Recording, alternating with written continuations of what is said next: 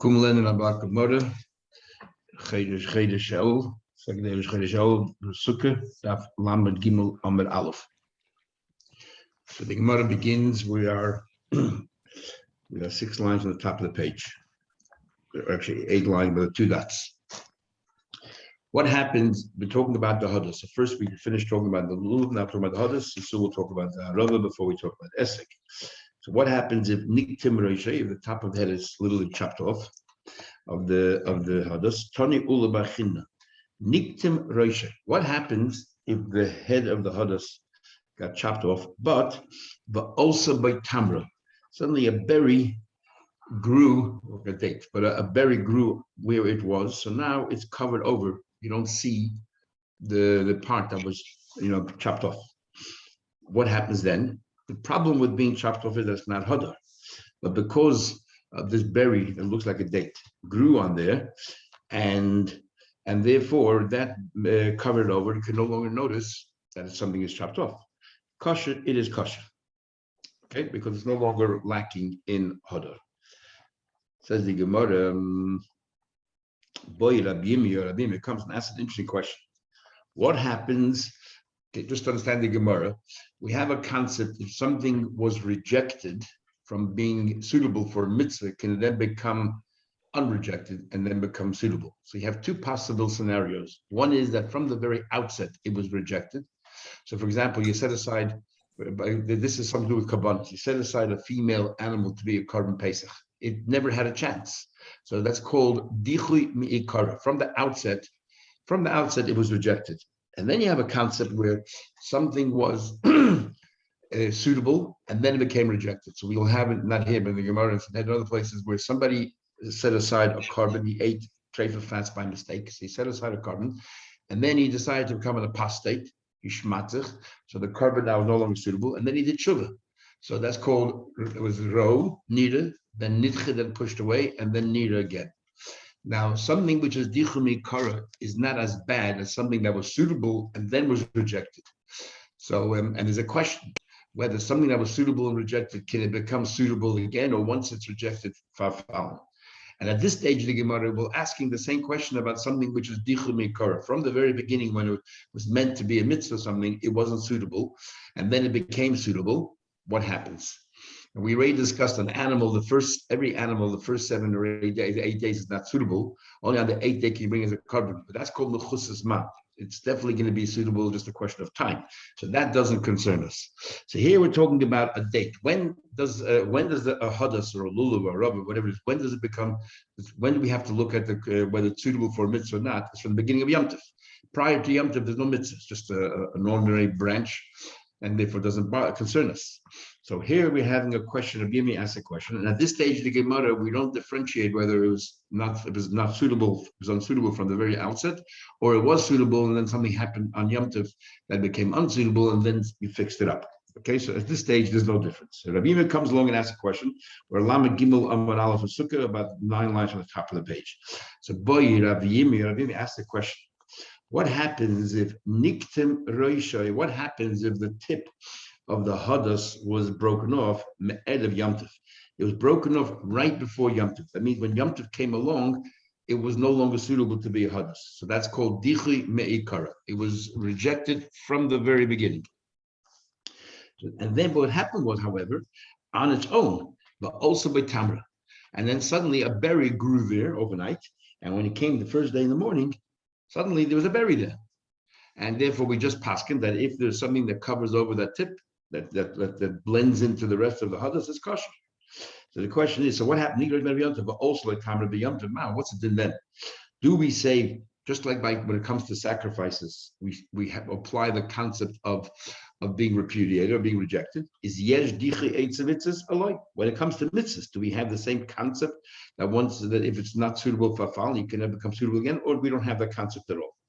Says the Gemara, since you're not sure, let's go look somewhere else and see how it plays out. The tivshale, why did we learn it mahaf from the following law? Now we learned in a Mishnah, there's a mitzvah if you shecht a bird, you have to, or chicken or hen, you have to go ahead and do kisei dam or chaya.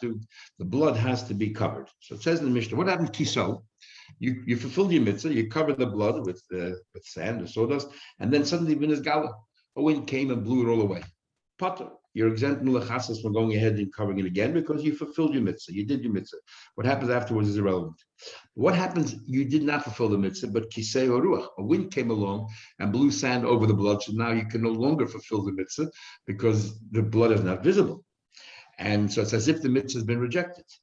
And then there is chayiv l'chasas, that you have to cover it. Now, if you read the Mishnah, literally, it sounds like you have to remove the sand that covered the blood and put new sand on it. Comes along the Gemara and says, no, it's not pshat in Mishnah.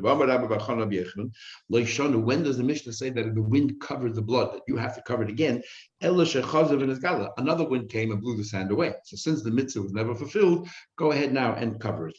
Let's say the wind came, blew sand on it, and it's there, remains there. Then then you are actually exempt from covering. You're exempt from covering the blood because there's no blood there to be covered. The item that requires the mitzvah is no longer there. In other words, it's been rejected. Now, let's understand. So if the sand is still on the blood, there's no mitzvah. So the mitzvah has been rejected in a way. And yet you're telling me if the wind then blows the sand away, so it became suitable again, so chazav and nira, you have a mitzvah. So it's clear from here that something was suitable, rejected, and then suitable again. You have to go ahead and perform the mitzvah. So surely, if something was never suitable in the first place, when Yom Tov came in, the thing was clipped off, then surely, what do you call it? When once it becomes suitable, it's valid. That's what I'm saying. This should be a response to Rabbi Yima's question. I think we ask, if the wind came and blew the sand away, why do you have to cover it again? Don't we say that once the mitzvah has been rejected, that's it, it's been rejected? And yet, Papa says, from here you learn out, mitzvahs. When it comes to mitzvahs, then there's it cannot be pushed away. That comes to mitzvahs, no such thing as rejected. Whenever it comes suitable, you have to go ahead and proceed with the mitzvah. So what's your question, Rabbi? So more answers that are Papa Gufa in. In fact, he's trying to understand what Rav Papa said, or he's trying to understand the Tana of the Mishnah. Mivshit Pashas, when a Papa said that you have to go ahead and cover the blood again, is he saying it definitively that this is what you have to do? In other words, mitzvahs can never get rejected, even if it was suitable and rejected and becomes suitable again, you have to proceed. So surely, if it was never suitable in the first place, go ahead and fulfill the mitzvah when it becomes suitable. The ein dichet mitzvahs, there's no such thing as a rejection when it comes to mitzvahs. I don't care if the consequence is that you're going to be lenient as a result of it, or you're going to be strict. In the case of the blood, if you say the mitzvah is not rejected, we're being strict, we're being stringent, we're telling you go ahead and cover the blood now. But in our case of Hadas, we're going to be lenient because we're going to say, now that the date grew there or that the berry grew there, go ahead and use the Hadas. So we're being lenient. It makes no difference because that's the law. Laws and mitzvahs don't get rejected. I don't care what happened 5 minutes ago. Is that the pshat? Ideal, perhaps maybe the Papa himself wasn't certain what the definitive law is, and therefore he'll always go on the stringent side. In the case of the blood, go ahead and cover the blood again. But to say that when it comes to the hadas, you can use it now when the date appeared, when that berry appeared, and you want to be lenient because even though it was rejected, now it's suitable. Take, I'm not sure. So therefore, we remain with a question. Says the Gemara, I'm not sure why you remain with the teku lane, but why don't we actually say Ketanoi? Let us say that this is actually the crux of the argument between two Tanoim, an argument we had a while ago. Avar v'lokta. Not this particular argument, but we had the base of the argument. What happens that you had more berries than you had leaves? We said before that it's not kosher. And what happened was that the lockdown, and we said before, you can pick it. You pick the berries off, and then now suddenly you have more leaves than berries. Now, when you had more berries than leaves, this hadas was rejected. And then when you remove the berries, now suddenly there are more leaves and berries. It's kosher. So we see a case of something that was unsuitable and then became suitable. And what do we find? An argument of Tanaim. Oh, but luckily you went ahead and you decided to pull off the berries. It is puzzle. You cannot use this hadas. Those are the words of Rabbi Elazar ben Tzadok. The Chachamim machshirim. The Chachamim say you can use it. Chachamim say you can use it because right now it's suitable. Now, what's the crux of the argument? The easiest thing to say is that the basis of their argument is if a mitzvah was rejected and then became suitable, can you use it? There are other issues as well. Let's dismiss all the other issues. What other issues is it possible? So we want to go through them. When we had these arguments previously in the Gemara, we'll say that all these Tanaim agree that's not the basis of their argument. What's that all about? The Kuli Amal, why don't we say that everyone agrees lulav, that a lulav ain't tzarich eged. Everyone agrees a lulav does not have to be tied. We had an argument for Rabbi Yehuda and Chachamim whether you have to put the ties around the lulav. Rabbi Yehuda says you have to bind the lulav and the hadas and the rava all together. You have to bind them. It's a mitzvah, and in other words, in the first Mishnah, in the third page, we had Rabbi Yehuda said that you have to, if the lulav is open, you have to tie them. It has to be kapas, has to be one. And then we have another argument whether you have to tie the hadas and hashana. And there's an argument of the Rishonim if this is two different arguments or the same argument. In halacha, we say it's two different arguments. And in fact, in halacha, it says when you buy a lulav, ideally, the lulav should have no leaves that are opened up and spread. The lulav should be kapas, should be like a straight stick. The tighter it is, the better lulav it is. That's the ideal lulav. To follow Rabbi Yehuda, the kapas, it has to be one. And they're arguing about whether if it's the leaves open up, whether you actually have to tie them. Rabbi Yehuda holds you have to tie them, and that has nothing to do, according to most, with the Hashana and the Rava. The second argument is now you take the Hashanas and Hadassim and you take it to the lulav. Do you have to tie them all together? According to Chachamim, it's only hidur mitzvah. It's only a beautiful thing. It's a keli vanveyu. According to Yehuda, it's you have to because of their shavah. We learn out from the hyssop that they took with the paraduma. So let us say that everyone with the lulav does not require any tying. The im tim tzalemer tzorich eged. And what's the problem if it is tying? What's tying up with anything? Because we have a concept called taser v'leimer asur. You have to make the lulav kosher from the first instance. And even though the Torah doesn't say anywhere you have to make a lulav, but it says by sukkah taser l'cha. And we learned out that a sukkah, in order to be kosher, it has to be made kosher from the outset. You can't dig a hole in a haystack and then all of a sudden a roof appeared, because that's called it happened by itself. And if we equate lulav to sukkah, lulav have the same rule. So when you tie the lulav, if you hold you have to tie a lulav, and you put the hadas in straight away because you can only tie before Yom Tov, and that hadas was not kosher because it was clipped off on top. The hadas was chopped off, and then if a berry grew on it, let's say on Yom Tov, and now suddenly the hadas became kosher, it became kosher by itself. And therefore, the eged, by the time when you put it in, was no good. You have to retie it again, and on Yom Tov you can't retie it. So therefore, we're going to say everyone holds you don't need to tie a lulav. So then it doesn't matter because there's nothing. You didn't do anything, even though you put them all together. That doesn't mean anything. And even if you want to argue tzarich eged, you have to tie them together. But lo yafin lulav sukkah. Just because by sukkah you have to make sure that from the outset you did it in the kosher way. We don't find that possible by lulav, and we don't make that equation. Only Sukkah says do it in the correct way. My love, isn't it? So what is the argument? The one who said you cannot use this, the berry doesn't help us because once it's rejected, it's rejected. By a mitzvah, and the Rabbanon who say it's kosher, so they say we don't say mitzvahs. Now it's suitable, let's use it. So you want to know? To come up with such a halacha, it has to be compelling. It isn't compelling because there are other ways to learn. I can learn two other possible ways. I can say no. We do not say yesh dichrei mitzvahs. Maybe everyone agrees you don't say mitzvahs are rejected. So what's the problem here by the hadas? Everyone agrees that and the argument is, do we say tasev v'leimin asur or not? Everyone holds that you have to bind it. But the question is, do we say, is it a problem by lulav that if it was not done originally in the kosher way, became kosher afterwards, is that good enough? Do we learn from sukkah or not? That's the argument. Masava, one of them holding you sukkah, you learn lulav from sukkah. Masava, you don't learn lulav from sukkah. That's one version. Or we can say that itself is a question. Do you have to tie the hadas and the rava together with the lulav? If you hold like Rabbi Yehuda, that lulav tzorich have to tie together. That's a mitzvah. They call you lulav sukkah. You learn lulav from sukkah, and therefore it has to be done in the kosher way from the outset.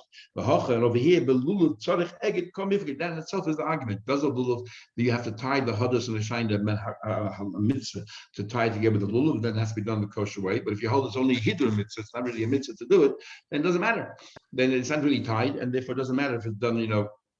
Whenever you're ready to use it, if it's kosher, it's kosher. It's never been rejected because there's no mitzvah yet at night. In fact, this is an argument between Rabbi Yehuda and Chachamim. Tanya, we learned in the Brayse lulav bein agud. whether it's tied, whether it's not tied kosher, that's the opinion of the rabbi. And Rabbi Yehuda ogud kosher, only if it's tied is a kosher, she'ein ogud possible. If the hadas and the shine is not tied together, lulav is not kosher.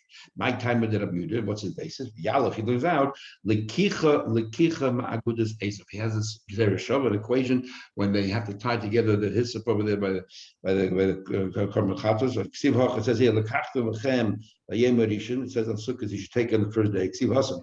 And it said over there, but the kachtem akudas ezav. It says in Shemaisei when they're in Mitzrayim, take akudas ezav. Take this bundle of hyssop, you dip it in the blood. Malahal naguda means tie them together. Afkan naguda, you have to tie them together. And Rabban less lekich lekicha. Rabban never heard of this shava. They don't hold of this shava of lekich lekicha. The fact that we bring here the shava of lekicha, and in the Mishnah before we brought kappas, tells us that's really two different discussions altogether. According to Moshe Shein. Is malahal naguda afkan naguda. Okay, so Mantana. Okay, so let me ask a question then. Who we had the same before? Who is the author of the following brayso? The Torah we learned. Lulav mitzvah lagday. It's not detrimental to the mitzvah if you don't do it, but ideally you should tie the hadas and the shine together. Lulav. If you didn't tie it, kosher is kosher. Man, who holds that? If it's Rabbi Yehuda, kila ogda my kosher. If it's Rabbi Yehuda, if you didn't tie it together, why is it kosher? Rabbi Yehuda holds that it's pivotal. It's critical to the mitzvah that you have to have it tied. If not, it's not kosher. How can the brayso say that if you didn't tie them, it's still kosher? And even Rabbanan, then why bother tying them at all? My mitzvah covered. They more understood according to Rabbanan. You hold the lulav and the hadas and the shine in your hand, all separate, and then you hold them together in your hand. But a mitzvah, there's still, even the Rabbanan will agree, there's a mitzvah to tie them together merely because we should say keli vanveyu. You should make the mitzvah as nice as possible, and it's nice if they're all tied together. Okay, it says in the Mishnah, we list over here a number of disqualifications by hadas. We're going to go through the disqualification of a lulav, a hadas, a shine, and an esrog, even though most of the disqualifications, like stole and dry, are very similar, but each one has a din that the other ones didn't have. So, for example, by hadas, we have this din about berries, that if the berries are more than the leaves, it's possible. That's a law that only applies to hadas. Says the Gemara, this thing we learned from our great teacher, our great master, which is Rav. The Hashem should always be in his assistance. When do we say it's an issue if you have more berries than leaves? If they're all concentrated in one section of the hadas. We have clusters in different places, then it's kosher, it's kosher. On the contrary, makes it even worse. If it's 2 or 3 places, then having the is like full of polka dots, it's all over the place. It makes it look worse, not better. It's less hadar. Because remember, the berries are black or dark, the rest of the thing is green. And if you have them, spread out in different places, different regions of the hadas, it makes the hadas look even less hadar. Ella eat marachid. In fact, I'm sure if Rav said this is what he said. If there were more berries than leaves as possible, and Amar Rav Chiza, and this is what Rav Chiza actually said. This is what Rav said. This is what he said. It's talking about if the berries are black. If the berries are black, it's not hadar. Aval anova v'yurikis, but if the berries, let's say, are green, so they blend in perfectly to the hadas, meaning the hadasim, then it's not a problem. But kosher is kosher. Amar Papa adumais, but if they were red, it's kishchaydas dam. If they're red is really black as well. In other words, they're really on the way of becoming black. Black means that it's totally dry. So therefore, it's on the way of becoming black. And first they start off being red, and then eventually they become black. So therefore, they are also possible. They're just like black. High down by a woman. So by a woman, if you see black blood, we'll say that it's considered she's a niddah. Why? Because black is really red. It started out being red. Ella shalaka is afflicted. It started out being red, and over time it became black. So we see that black is a variance of red, or red is a variance of black, and therefore, if the berries are red or black, you cannot use the hadas. But if they're green, they're perfectly all right. The Mefarshim asking, I can't remember the answer. Why do you have to say red is black? The whole point is that when it's green, it blends into the hadas. If it's any other color, orange, blue, any other color, it doesn't blend in. So therefore, they should all be possible. What's the relevance of being black? Let's think about it further. I don't remember the answer. Second one further, imiyat and kosher. So what do we say? That if you remove some of the berries, and now there are more leaves and berries, it is kosher. We're talking about blackberries. The Miatino Amos says we're continuing the discussion that we had before about a mitzvah being rejected. Now the question is, if the berries appeared before Yom Tov, that means that this hadas has been rejected. And if the more berries and leaves before Yom Tov, so the hadas are rejected, and then you picked it off on Yom Tov, and the hadas became permitted, it's been rejected. How can you do that? So let's prove from here that something that was rejected can still be used for a mitzvah, unless it's talking about, but there's a problem of pulling off berries on Yom Tov. We learned in the Mishnah that you shouldn't do that. You shouldn't do that on Yom Tov, so because you're fixing things up. So if you fixed it all up before Yom Tov, what's the situation? What's going on here? When did you remove the berries? If you remove the berries before you tied, remember tying is before Shabbos, before Yom Tov. If you remove the berries, everything happened before Yom Tov. Then what's the issue? Why should it be an issue that you have to tell us about it? Pshita. The fact is, when it came to Yom Tov, when the mitzvah started, it was a perfect hadas. Who cares what it was like yesterday? Ella must be lebasa da'agna. You must be strong by the chiddush here is you tied it together when this thing was not really suitable, and then afterwards you tied it together. Then afterwards you remove the berries. And the chiddush of the din is that we don't say tas v'loy minos. When you put it in, it was disqualified, and then afterwards automatically became kosher. That doesn't work. Or you did say you move the berries, which is you didn't take the hadas out to put it back in again or tie it again. And the chiddush is that we don't compare lulav to sukkah. We don't care when you put the hadas into the knot, was it already kosher or not? Doesn't matter. So that is a chiddush here. So I understand. What happened was he first put it in with the berries on there, then afterwards you took it off. No, so let's learn from here. So first of all, isn't that dichumi karu? So that means when you put it in there, it was never suitable to be used.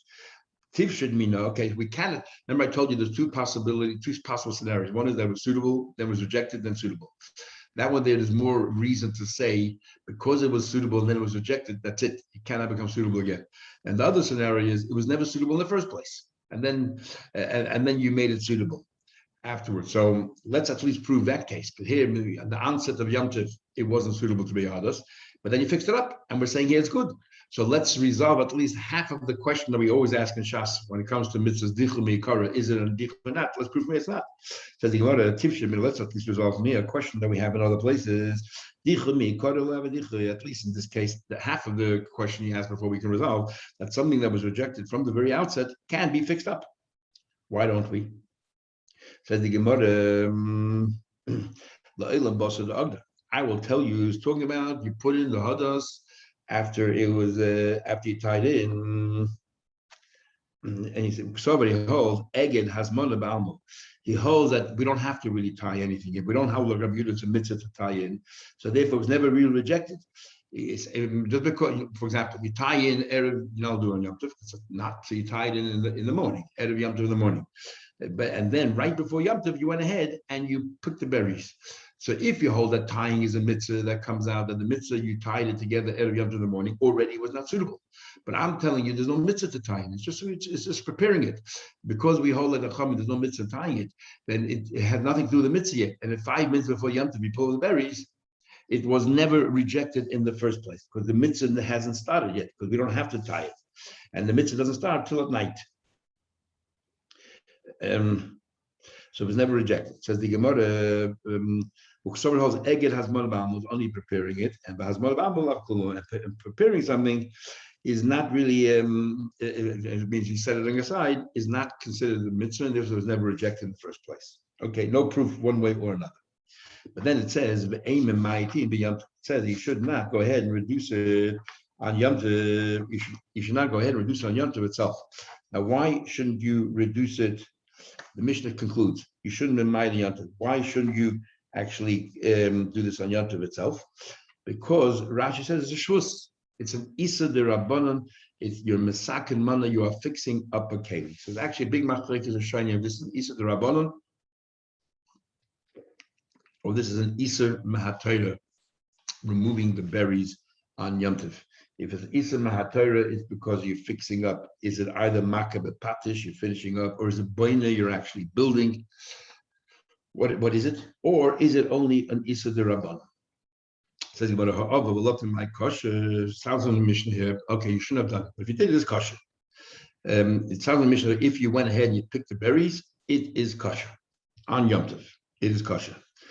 The obvious question is, why isn't this a mitzvah haba b'avera? There's an avera picking the berries on Yom Tov, and because you Shavuos, so you're doing an avera, and then here comes along, and you want to use it for a mitzvah. How can you do that? Why is it mitzvah b'avera?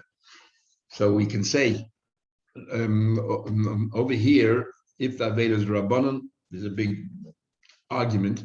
If you're doing a mitzvah in the Torah, the avera is rabbanon, does that come under the category mitzvah b'avera? Or mitzvah b'avera, maybe it's only the averas from the Torah.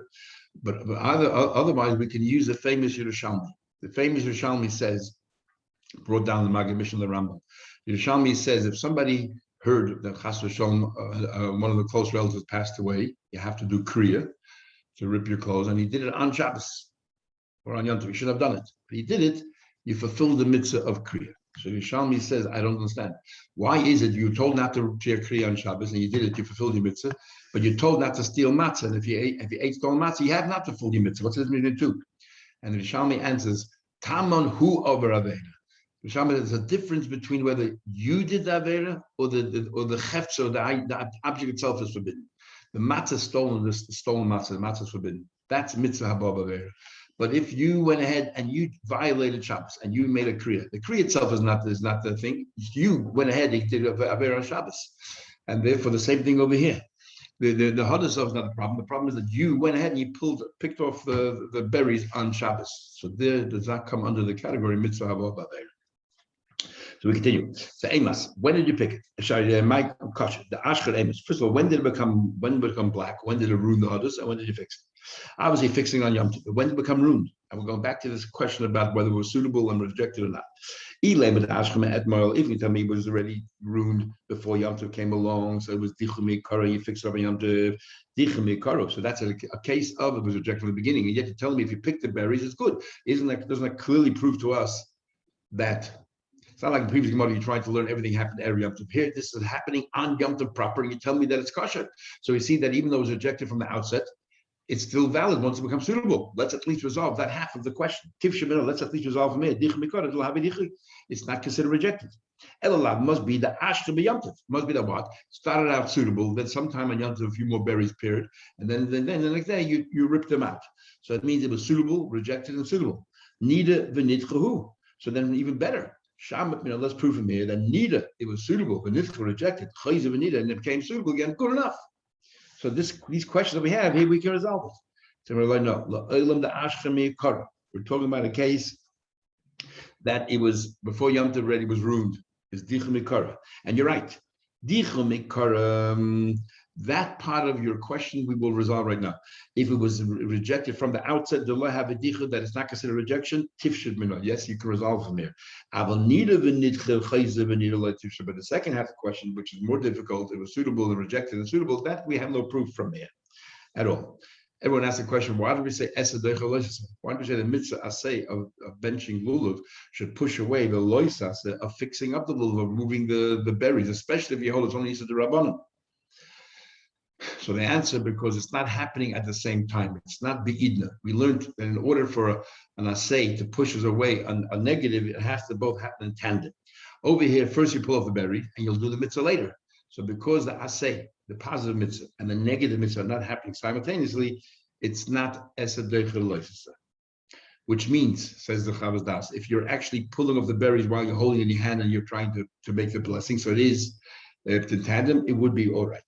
Tell about me learned. Ain't my to me Yom Tov. In Alder and Yom Tov, but Mishra Belezer, but Rabbi Shimon's son Rabbi Belezer Amru, he says, Rabbi Belezer. Amru, he says, you actually are, you can reduce it on Yom Tov. Says the Gemara, how can you do it on Yom Tov? You're fixing up you're fixing up the haddas. Your intention was to eat it. You're allowed to pick berries from a cut-off branch to eat it, and then was to eat it. As a consequence, now the haddas is suitable, so it's unintentional. And we know when it comes to rules of Shabbos, unintentional is permitted. But Rabbi Elazar, but Rabbi Shimon, holds like Avu. Rabbi Elazar, but Shimon holds like his father. He says a dover, something unintentional committed. Says the Gemara, both Abaye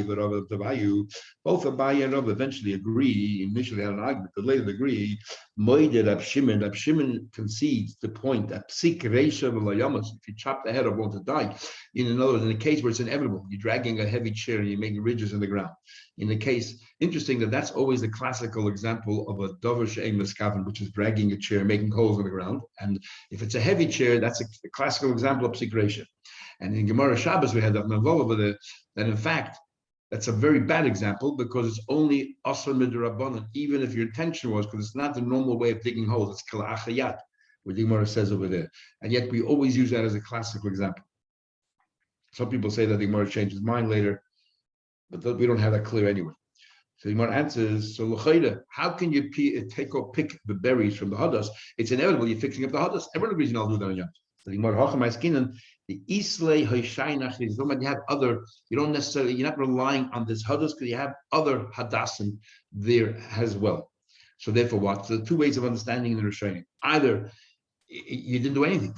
You're picking to eat, and you're making your result. The result is you're having a valid hadas. Since I don't need it, nothing happened. It's not tikkun mana. I didn't fix up a keli because I don't need it. That's one version. That's Rashi. Other people learn, other Rishonim learn, the famous Aruch. No, that since you have other hadassim, even though the fact is you don't have a benefit now, you have more choice. But it's a psik reisha. It's inevitable once you eat, you take the berries off that you fixed up your hadas. But it's loy nichale, a psik reisha where you don't really benefit from it, even though it's inevitable. But you don't really benefit from it. It's not forbidden. And in fact, one of the proofs for the aruch for this halacha is from right here in the Gemara. It has other hashainis. It's a psik reisha, but loy nichale, he doesn't benefit from it. What happens if they're not opened up? And what do you do on Yom Tov? You can't make a proper knot. Obviously, you know, make a knot, one of the 39 malachas. What you do is you wrap around it and then you tuck it in. You don't make any knot at all. Why no knot? Make a bow. Hamani Rabbi Yehudi, and the bow you allowed to make it Shabbos. But we look in Shabbos, and not everyone agrees. This follows Yehuda Damar, Aniva Pshir he holds that even a bow, which is a half a knot, is also considered forbidden. Saying about Rabbi Yehuda, if you're following Rabbi Yehuda, then what does it help putting the string around it? He holds a mitzvah, and it's critical for the lulav in order to be yaitza. The mitzvah lulav, you have to have a proper knot. So how can you be yaitza? It says, "Hi Tana, this particular Tana, Sava lo kavase, this Tana, this Bryson. He holds like Rabbi Yehuda b'chada in one way that he holds, don't make a bow because a bow is a knot. But a polyglot b'chada, when it comes to how you tie, he meant to tie a luminescent, he doesn't agree with Rabbi Yehuda, you don't really have to make a knot. Rashi comes over here and makes a chiddush in halacha, which will explain to you the big minhagim, how the world does it. He says that from here we learn out. The Rashi, last Rashi before the Mishnah, Rashi says the polyglot. He says here, Shaminan. Read your Rashi. Shaminan b'hacha. From here you learn out. The beinan belulav kesher gomer. That even according to the Chachamim that say making that knot around the hadas and shina is merely a mitzvah of hadar. Nevertheless, it has to be a proper knot. You have to make a knot to get the two sides, the two ends of the thing that the string that you're using around, or the leaf that you're using around. So Rashi makes a chiddush that even according to us, you have to make a proper knot. You'll see that, like for example, by us in Lubavitch, we make when we tie the lulav and the hadas together and the hashina and the rubber together, we make proper knots around them. And a lot of people have basically these pockets. You have this thing that you put in the bottom of the lulav, and it comes out two branches, and you stick your hadas and hashina.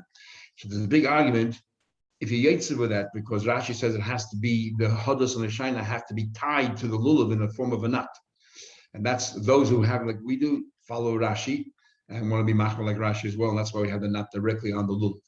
And the others want to say, because that even though the knot is not around the shina and the hadas, but because the other part, it fits in and that's itself knotted, it's stationary enough or stable enough to be considered perhaps knotted, or they say we don't follow Rashi, we follow the other Rishonim that hold that you don't have to necessarily have mamash or not. So that explains the different minhagim of when you see how they do a lulav and the hadas and shina. Next mission. Now we're talking about Darabah. That rubber similarly, a stone rubber is not valid. V'yavesha, a dry one is not valid either. Psul is possible, but v'yavesha doesn't mean you put your finger, it falls apart. I mean, we had a machlek before, whether it means you touch it, it falls apart, or whether it becomes all white and loses color. Same argument would be here. Sometimes on certain items, it becomes white before it falls apart, and on certain items, it falls apart before it becomes white. Shalashade of Shiladachas, we came from that tree that was worshipped for Avodah Zarah, or the city that had to be destroyed. Psul is possible because since you have to burn it, it's lacking in the shear. Niktim Reisha, if your head was chopped off, Nifru to Allah, of the leaves open up. And again, we always have the argument whether it means they're totally detached or whether they're still slightly attached to the bottom. But tzaftzva, here's addition. This is the new din that we have by Shine. It's called the tzaftzva. We'll see later there are 3 telltale signs to know whether Hoshina is kosher. It has to have a red stem, and it has to be elongated, the leaves, and it should be smooth. And the tzaftzfa is neither. No, it's round, or it's like a saw. It has these teeth, and the stem is not red. Psula is possible. Kamusha, and it doesn't grow near the water. Kamusha, if it's dry, or shanisha. Let's say it's dry, but not completely dry, that it's like we said before. So some of the leaves fell down. We'll see later how many v'shel baal, or let's say it doesn't grow next to, even though the Torah refers to Hashem as Arvei Nachal, it grows near the river. Let's say it didn't grow near the river, grew up in the mountain somewhere. It's still, and Sheda, it is kosher. All of these cases is kosher. Baal, Rashi explains here, is generally any field that doesn't require any irrigation. It's called Baal. So, if rain is sufficient. Says the Gemara. It says in the pasuk. How does the Torah describe Hishainis? Arvei Nachal. These willows that grow next to the river. Hagdol Nachal means the ones that they grow next to the river. So Rashi says from here we learn out you should use dafke Hishanas that grow in the river. If you couldn't get it, then you can use all the ones that are also kosher. But Rashi holds it the chumrah. Other Rishonim Torahs agree. It's a kind of a species. If this species grows next to the water, then even I don't care where it grows, it's 100% kosher for a shina. There's no chumrah in having it next to the river. But Rashi says 2 lines at the bottom here that it's better to have those next to the river. Another pshat, Arvei Nachal, she'olah shalom, that it's leaves are moshel kanachal, elongated like a river. Tanya, we learned nachal like a creek. Tanya learned idich another place. Arvei Nachal, ainly over Arvei Nachal shalbal. Oh, we know shalharim not Arvei Nachal only grows next to the water. Shalbal shalharim and I know if it goes in a field that doesn't even have any rivers or lakes or creeks or anything next to it. Or on mountaintops, how do you know they're also kosher? Arvei in plural, nachal. They come up, I don't care where they grow, arvei, anywhere, it's kosher enough. Abba Shol says, arvei, you know what arvei comes to teach you? Abba Shol says, arvei is 2. What do you mean 2? He says here there are 2 types that you have to use as shyness. Achas lelulav, the achas lemigdash. There's 2 mitzvahs to do with the Hishainis, with our Rava.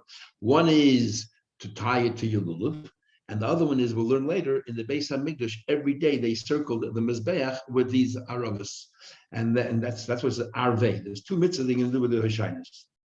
But Rabbana, Migdash Benal Rabbana, who say Arvei, come to teach you, doesn't have to be next to the water, it can be anywhere. So how do they know that you also have Hishainis by the Beis HaMikdash? They hold it's halacha l'Moshe Messina. Under certain rules that we don't have any psukim for, it's merely halacha l'Moshe Messina. What are they? Esenati is the law of 10 plants. Then is that 30 days before Shemitah. This is coming up Shemitah. 30 days before Shemitah, then you have to be add to the Shemitah. You're not allowed to wait till the field. Work with them and so on. But when it comes to trees, we are more lenient, and we allow you to work around the tree because we don't want to wither away and die. And if you have a field of a saw, which is 50 amas by 50 amas, and you have 10 trees spread throughout this field, then we say that not only you can work immediately around the tree, you can work the entire field in that ratio, because they all need the nutrients of the soil of the entire field. That's called SLT, and you can work up to Shemitah. Or Arava, the law of Arava around the Mizbeach. we don't have a pasuk for it because we're using Arvei Nochal, tell you it can be growing anywhere. And Nisach HaMayim, but every morning by the Karban Tamid on Sukkot, that in addition to the wine, they also have these water libations. All of them is Halacha L'Moshe Sinai. Halacha Moshe Sinai. We'll stop here. Have a good Chodesh. We'll continue tomorrow. Mitzvah Hashem.